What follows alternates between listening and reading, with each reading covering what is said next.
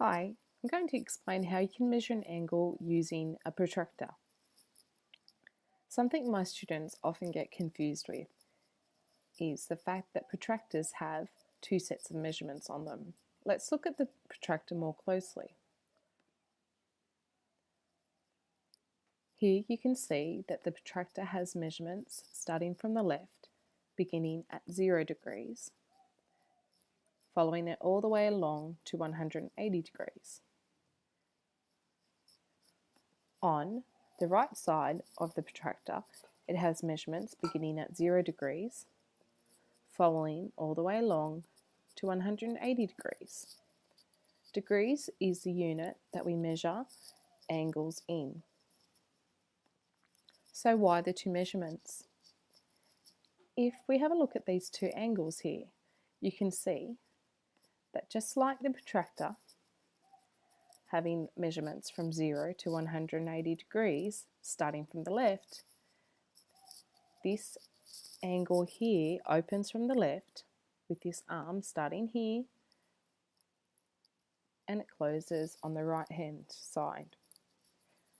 To measure this angle, we would use the measurements beginning on the left hand side of the protractor, starting at 0. And we would measure to where it finishes on the right hand arm. If we look at this angle, we notice that it opens from the right. So it goes from the right to the left hand arm of the angle. Here we can see that on the right hand side it starts at 0 and goes all the way around to 180 degrees. We would use the inner measurements to measure the right hand angle and the outer measurements to measure the left hand. One easy way of remembering which set of measurements to use for which angle is that if it opens from the left, you use the numbers starting from the 0 on the left. If it opens to the right, use a set of numbers starting from 0 on the right. It's pretty easy.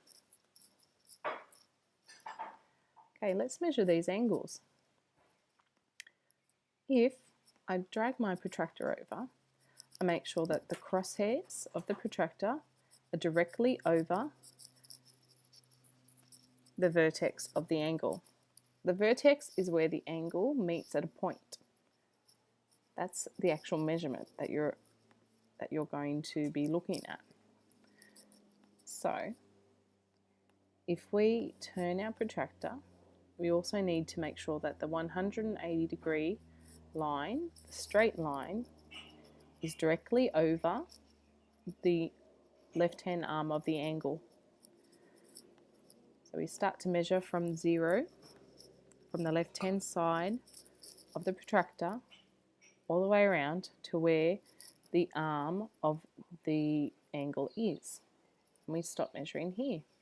You can see this line here, it is at 135 or just over 135 degrees.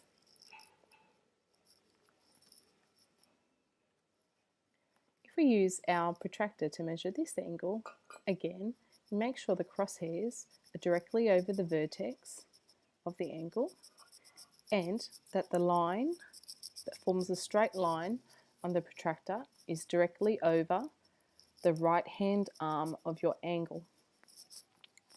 To measure this one, we'd actually look at the numbers or the degrees of measurement that start at 0 from the right hand side of your protractor.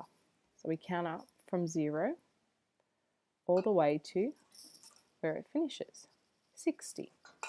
So this angle here is 60 degrees.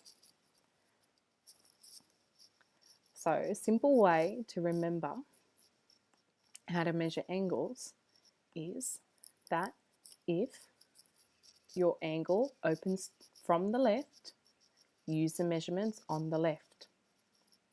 If your angle opens from the right, use the measurements that start from 0 on the right.